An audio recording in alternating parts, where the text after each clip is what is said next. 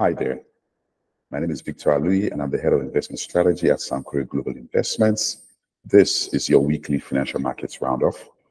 We start off in the US markets, where US stocks closed higher on Friday, supported by strong earnings as traders digested the latest inflation data. The S&P rose 1.02%, the Nasdaq was up 2.03%, while the Dow added 0.4%. The S&P and the Nasdaq notched their best weekly performances in November of last year, with the S&P adding 2.7% for the week to snap a 3-week losing streak. The Nasdaq gained 4.2%, its first positive week in 5 weeks, while the Dow edged up 0.7% for the week. Stronger than expected earnings from large tech firms provided significant tailwind to markets. Alphabet released better than expected results and also authorized its first ever dividend and a $70 billion share buyback. Microsoft also reported strong earnings with significant growth in its cloud segments. PCE data came in slightly higher than expected at 2.8% against a 2.7% expectation. This implies a 3.4% annualized gain for the quarter, its strongest move in about a year. We also saw Q1 GDP data come in last week much lower than expected at 1.6%, below the 2.4% estimate.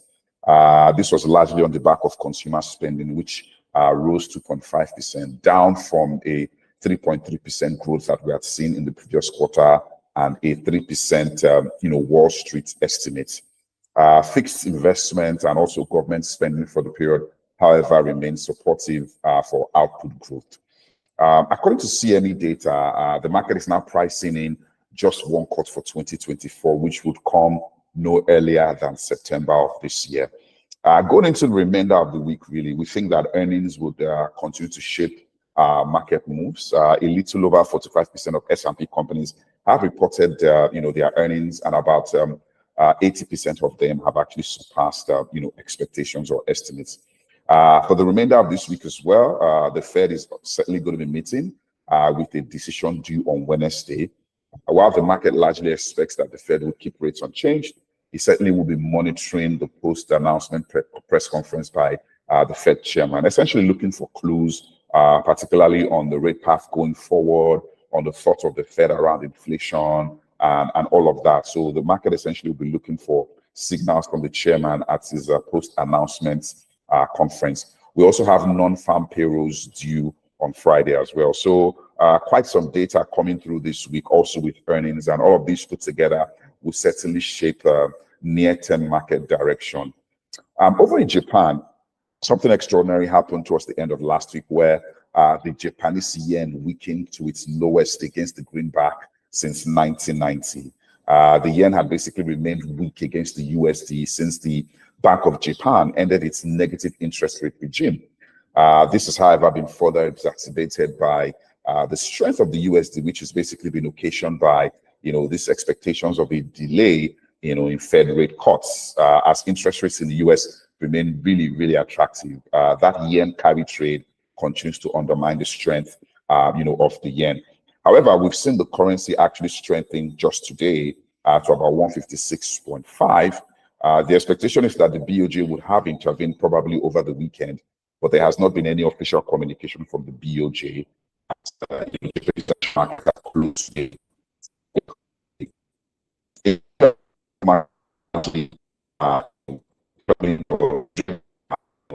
The tightness where most banks essentially sold bills at the beginning of the week to try and raise liquidity. And also in anticipation of the auction midweek, we saw the market was largely soft and quiet, really. However, given the unchanged outcome of the PMA auction on Wednesday, where the stock rates were unchanged from the last auction, we saw quite some bids that were unfilled at the auction moving to the secondary market, and this created some strength in the market. However, in all, T-bill yields expanded by about 28 basis points across the curve week on week. The bond market was also largely calm, with activities skewed towards the short end of the curve and also the belly of the curve. We saw quite some activity on the 27s through to the 34s.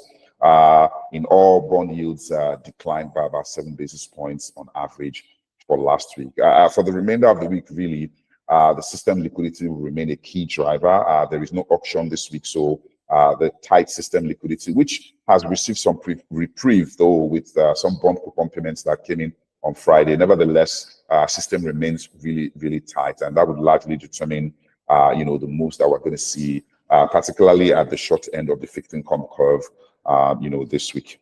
On the policy front, on Friday, the Ministry of Trade and Investment announced the launch of a 10 billion diaspora fund, essentially calling for expression of interest from eligible fund managers that would basically manage the funds. The specific details of how it would work are really not out yet.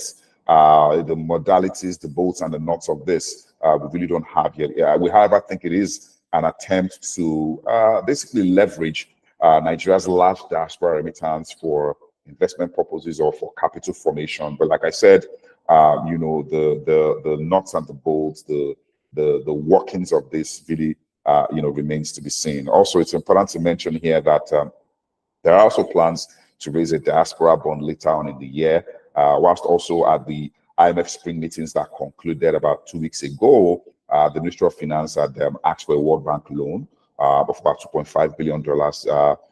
It is expected that the World Bank would take a decision on that, in June.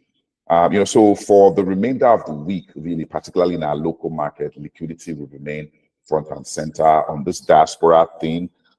Really would be looking forward to more information. Suffice to also mention here that diaspora remittances for Nigeria last year, according to the World Bank, estimated that about 20 billion. So that's quite substantial and that's quite huge. But remains to be seen how this would be worked out to ensure that these diaspora funds, which typically are largely for consumption, will then provide a base for maybe investment and then capital formation for our economy.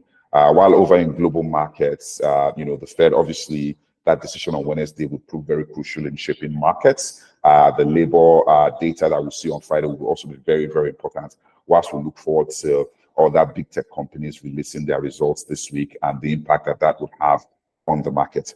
That's pretty much it in terms of review for last week and how we think this week is likely to shape up. Thank you very much for your time.